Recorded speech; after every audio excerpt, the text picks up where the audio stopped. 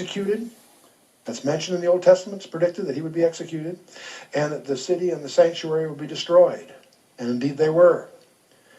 That interval is at least 38 years. We've experienced that it's virtually 2,000. So, but what we're looking for, what's coming, is a last week of years to fulfill the 70-week prophecy of Daniel. All this is out of Daniel 9. And that last week of years is a literal week of actually 6 years and 11 months. And it's defined by a covenant being enforced. It's not defined by the rapture or any of these other things.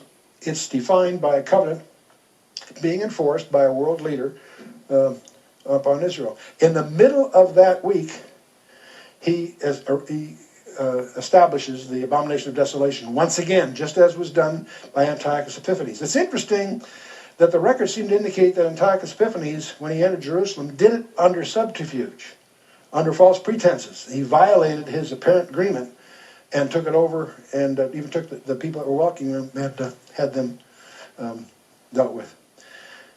But the abomination of desolation defines the middle of that week, and it's the period from the middle of that week to the end that is defined by none other than the Lord Jesus Christ himself as what we call the Great Tribulation. And it's a 3.5-year period, not 7, but most people speak of the 7 years collectively as the tribulation period. That's in a casual sense. And it is concluded by the Battle of Armageddon and all of that, and the second coming of Christ and the establishment of the millennium on the planet Earth, if you take the text seriously. Now, there are different views about the tribulation. The post-tribulationists figure that somehow at the end here is when the believers are caught up, which is a little awkward because when he comes back, at the second coming, he comes back with the saints. And between them being gathered and coming back, there's the marriage supper of the Lamb. And as one person quipped, he says, the post-tribulational view makes the marriage supper of the Lamb a snack lunch. Because you go up and you come right back down. And he's, of course, just kidding a little bit. But there are those, and we tend to align with those that are pre-tribulationists. That is, we believe that the gathering of those that are in Christ will be prior to this whole period. And we won't burden this briefing trying to justify that position. There's lots of reasons we hold that view.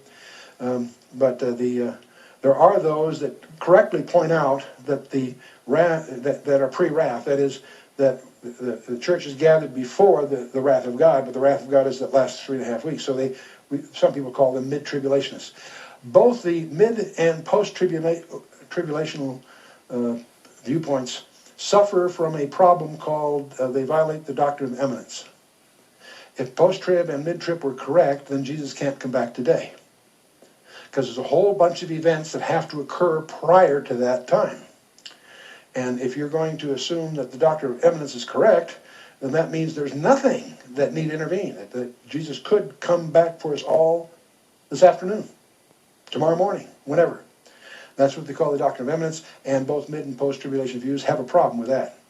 That's not the only reason. That's one of the reasons we cling to a pre-trib position. I'll point out something else. When people make charts, they often forget this.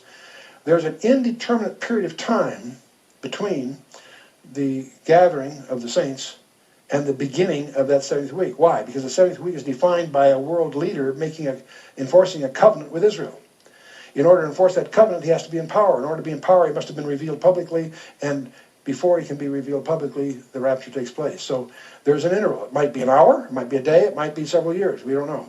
But the rapture does not trigger the 70th week. It's some indeterminate time prior, apparently, if we understand it correctly.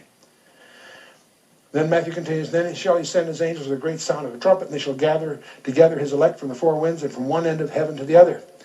Well, I thought they were raptured. No, there's a whole bunch of people, hopefully. In fact, there's going to be incredible fruitfulness of the 144,000, 2 witnesses. There's all kinds of things that occur after the rapture that cause people to get saved. And that's what's being gathered here. Now learn, and some people call them the tribulation saints. There's people that have come to faith during the tribulation. And but then we have this interesting enigmatic parable. Now learn the parable of a fig tree. When his branch is yet tender and putteth forth leaves, ye know that summer is nigh. So likewise ye, when ye shall see all these things, know that it is near, even at the doors. Verily I say